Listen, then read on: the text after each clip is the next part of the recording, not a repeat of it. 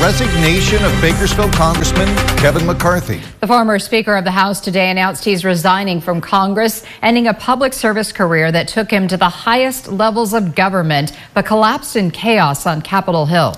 McCarthy making that announcement this morning in an op-ed piece in the Wall Street Journal. McCarthy says the resignation will be effective, quote, at the end of the year, but he didn't say exactly when. Just 11 months ago, the 58-year-old lawmaker reached the pinnacle of his ambition with his election as Speaker of the House, second in line to the presidency and principal architect of congressional policy. But in October, in an unprecedented move, far-right members of his own party orchestrated his removal from the speakership. In a video he posted on social media, McCarthy said he was proud of what Republicans have accomplished and thanked those who supported him. We won a House majority twice. We elected more Republican women, veterans, and minorities to Congress than ever before. We reduced the deficit by over $2 trillion while protecting the full faith and credit of our nation. We kept our government operating and our troops paid while wars broke out around the world. Traveling the country and serving with all of you, I have encountered far more people that want to build something than those who want to tear it down. I have faith in this country because America is more than a country. America is an idea. We have 17 News team coverage for you tonight. Eitan Wallace will explore McCarthy's possible replacements and warns us that we may end up with no congressman from Kern County. Our Robert Price will have local reaction to the announcement, and our political analyst will break down the causes and the consequences of today's events. But we begin with 17's Jenny Hush. She has more on how increasing frustration with dysfunction on Capitol Hill brought us to this point, and how McCarthy's speakership ambitions doomed his congressional career. Jenny, good evening. Jim, Tammy, good evening. Rumors of McCarthy's resignation midterm picked up steam just days after his October ouster from the House speakership. In a phone call back then with the congressman himself, 17 News confirmed he would not be resigning and that he would be running for re-election in 2024. Both are no longer the case. McCarthy's resignation didn't come as a surprise on Capitol Hill. Representative Tim Burchett of Tennessee, who says he once was friends with McCarthy, now says McCarthy has been, quote, spiraling downward. Burchett, one of 8 Republicans who voted to remove McCarthy as Speaker, said rumors in D.C. long predicted McCarthy would leave his post before Christmas. The writing was on the wall. McCarthy was fed up with far-right Republicans, and they, too, couldn't look past disagreements with McCarthy anymore. I think it's pretty obvious that he won't.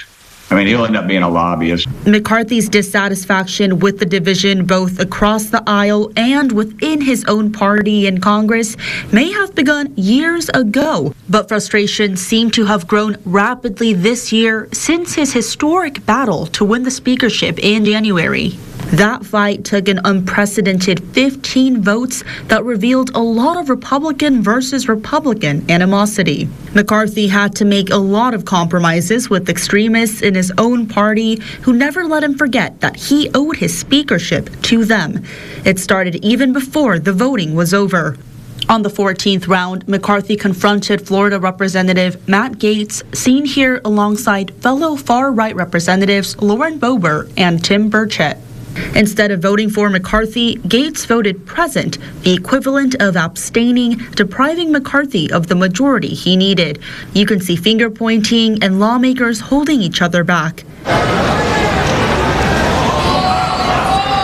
It got worse from there and peaked 9 months later as McCarthy fought to keep the Speaker's gavel, which he ultimately lost after a motion to vacate was brought forward by Gaetz.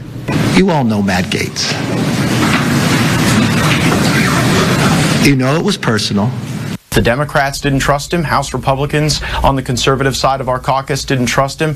Mr. Former Speaker, thoughts and prayers as you're going through all of your stages of grief here. At the end of the day, we all expect Kevin McCarthy to go back and return to the people who he's always represented in Congress.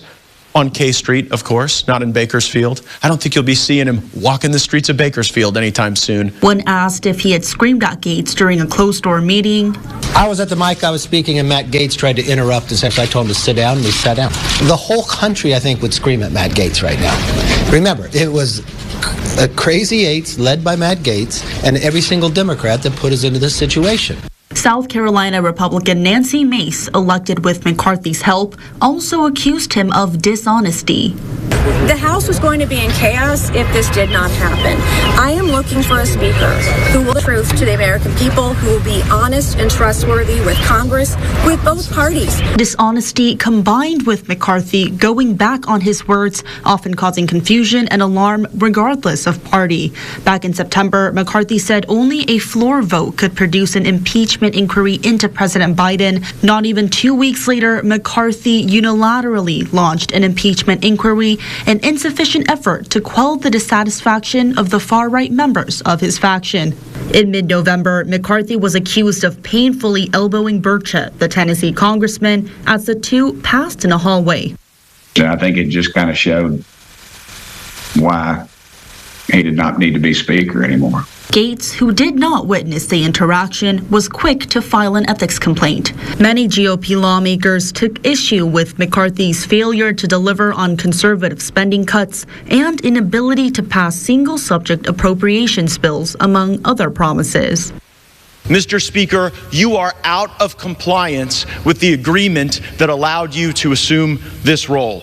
We have had no vote on term limits or on balanced budgets as the agreement demanded and required. There's been no full release of the January 6 tapes as you promised. There has been insufficient accountability for the Biden crime family. And instead of cutting spending to raise the debt limit, you relied on budgetary gimmicks and rescissions so that you ultimately ended up serving as the valet to underwrite Biden's debt and advance his spending agenda. Frustration on both sides grew in May when McCarthy worked with Democrats to resolve an impasse over the national debt ceiling. Far-right Republicans opposed any cooperation with Democrats, showing no respect for McCarthy's long-praised efforts as a consensus builder.